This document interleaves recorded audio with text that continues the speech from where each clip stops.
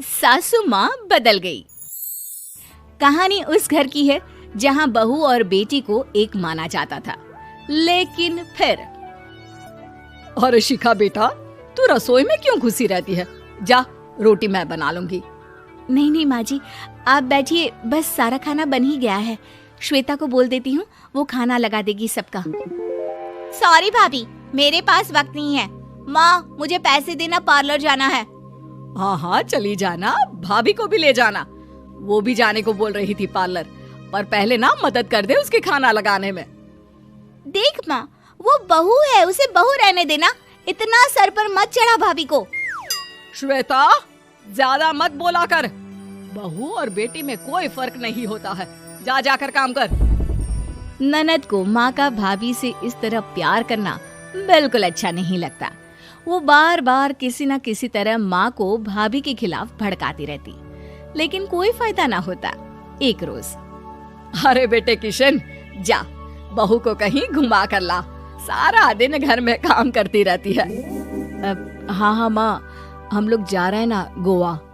अच्छा जी, भाभी ने तो हमें बताया भी नहीं। वैसे तो सारी पंचायत करती है, ये गोवा वाली बात क्यों छुपा गई हमसे? अरे क्योंकि उसे खुद नहीं पता था बहन। मुझे टिकट सस्ती मिल रही थी तो मैंने बुक कर दिया। हाँ शिखा, पैकिंग कर ले, संडे हम जा रहे हैं गोवा। दोपहर में शिखा पैकिंग कर रही थी कि सास आ जाती है। ये क्या बहू, साड़ियाँ? अरे गोवा जा रही है घूमने या फिर शादी में मायके हैं? माँ जी, ऐसा कुछ है ही नहीं, समझ में नहीं आ रहा क्या रखूं कपड़े में। अरे तेरी और श्वेता की साइज तो एक ही है, उसके कुछ मॉडर्न कपड़े ले ले, आकर लौटा देना। हाँ माँ जी, ये ठीक रहेगा। शिखा श्वेता के पास जाती है और उससे कपड़े मांगती है। ना जी ना, मैं अपने कपड़े ना दूं, वैसे भी फैल जाएंगे मेरे कपड़े, बहुत महंगे वाले हैं। शिखा मुंह लटकाकर कमरे में आ जाती है तो सास कहती है, चल तैयार हो जा, तुझे मैं शॉपिंग करा कर लाती हूँ गोवा की। बस फिर क्या था, सास बहू निकल जाते हैं मार्केट और एक से बढ़कर एक ड्रेस खरीद कर घर आते हैं। पहले बता देती कि नए कपड़े दिलाने वाली है भाभी को, तो मैं अपने ही दे देती ना भाभी को, मुझे दिला देती नए कपड़े। देख श्वेता, परिवार का मतलब सबके साथ रहना होता है, ना कि सिर्फ अपना सोचना। वैसे भी तुझे अच्छे संस्कार सीखने चाहिए। और रही बात कपड़ों की, तो शिखा, आज से घर पर भी तू मॉडर्न कपड़े ही पहनेगी। कोई जरूरत नहीं है ये साड़ी वाड़ी लपेटने की। अब क्या था, घर पर श्वेता और शिखा एक जैसे रहते। एक बार पड़ोसन आती है। अरे बेटा, अपनी माँ को तो बुलाना जरा, बात करनी है। शिखा सास को बताती है और रसोई में चली जाती है। ये आपकी बेटी बहुत बड़ी हो गई है, इसके लिए एक रिश्ता है, कहो तो बता दूं। ये बेटी नहीं बहू है, घर में सब एक जैसा ही रहता है। वैसे मेरी बेटी भी बड़ी हो गई है, कोई रिश्ता हो तो जरूर बताना। पड़ोसन रिश्ता लेकर उन लोगों के घर आती है। तब श्वेता की होने वाली सास कहती है, तो ये घर है, कितने मंजिल का है? और ये बहू ने आपकी क्या पहन रखा है, जीन्स टॉप? अरे भाई, साड़ी वाड़ी नहीं है क्या इसके पास? देखिए, सर्दी है तो साड़ी में बहू कैसे मैनेज करती, वैसे पहनती है साड़ी भी। देखिए, हम लोग ठहरे पैसे वाले लोग, कोई कमी नहीं है हम लोगों के पास पैसों की, बहुत पैसे हैं, जमीन, नौकर चाकर, कार, सब कुछ है, लेकिन घर में संस्कारी बहू चाहिए। समझ रही हैं ना आप? सास कुछ कहती कि श्वेता बोल पड़ती है, हाय रे, नौकर चाकर से लेकर जमीन, कार, पैसा, हाँ हाँ मुझे रिश्ता मंजूर है, मंजूर है मुझे। अरे रुक जा श्वेता, मैं बात कर रही हूँ ना। देखिए, हम लोगों के घर इतनी आजादी नहीं मिलेगी। अरे हाँ कर देना माँ, हाँ कर दे जल्दी से। सास क्या करती, बेटी की शादी ऐसे घर में कर देती है जहाँ ना उनके विचार मिलते हैं और ना ही आचार। शादी के बाद एक रोज फोन पर, श्वेता बेटा, एक बार घर आ जा, बहुत दिल करता है तुझे देखने का। माँ, वो घर पर बहुत काम होता है, कैसे आऊँ? बड़ा घर है, लेकिन आने जाने वालों की लाइन ही लगी रहती है। बेटा मैं तो जानती थी उस घर का हाल, लेकिन तू ही नहीं मान रही थी। माँ देख, हर घर का यही हाल है। तेरी बेटी को यहाँ घूंघट हटाने की परमिशन नहीं है और एक तरफ भाभी स्कर्ट पहनकर घूम रही है। बेटा मुझे क्या पता था कि मेरी बेटी को ससुराल के नाम पर पिंजरा मिल जाएगा। अच्छा माँ, फोन रखती हूँ, सास को गर्मा गर्म रोटी खिलानी है। तुम लोगों की तरह नहीं कि एक रोटी बनाओ, एक सब्जी बनाओ, फिर सारा दिन फ्री होकर घूमो।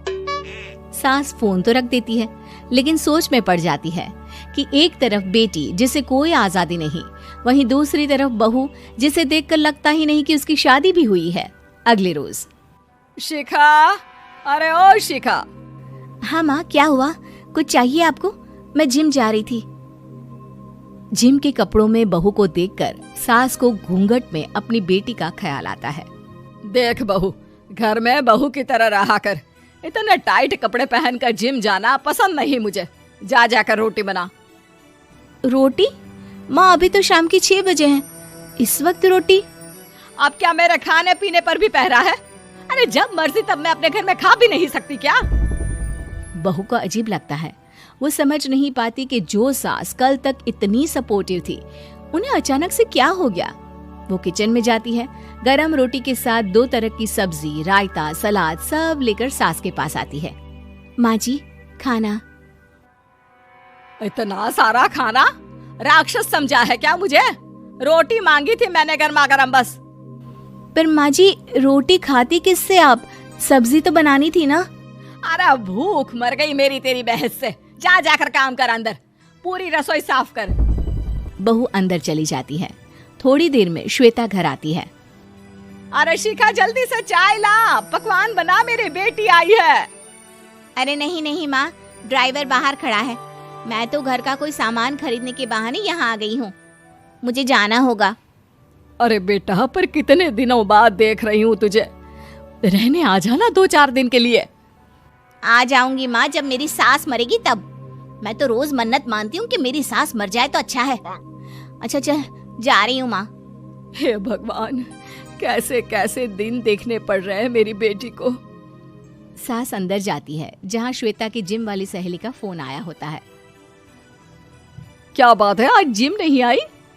अरे पता नहीं यार, आज माँ को क्या हो गया अचानक। पर खैर कोई नहीं, लगता नहीं कि मैं अब जिम आ पाऊंगी। शिखा स्पीकर पर बात कर रही थी, जिसे सास सुन रही थी। यार ये सास ना होती ही ऐसी है। मैं तो कहती हूँ बुढ़िया जल्दी मरे और तू आराम से जिए। शिखा को सहेली की बात पर गुस्सा आ जाता है। माँ के मरने की कौन सा बच्चा दुआ मांगता है मोहिनी? आगे से ऐसी बात मेरे सामने मत करना।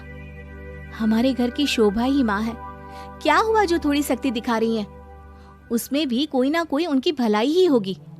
मैं तो कहती हूँ भगवान मेरे जैसी सास सबको दे, जो सिर्फ माँ की तरह है। सास वाली तो कोई बात ही नहीं है उनमें। सास ये बात सुन रही थी। उनकी आंख में आंसू आ जाते हैं कि क्यों वो बेटी की किस्मत में बहू को भी भागीदार बना रही थी। शिखा, अरे ओ शिखा, क्या हो गया? जिम नहीं जाना क्या?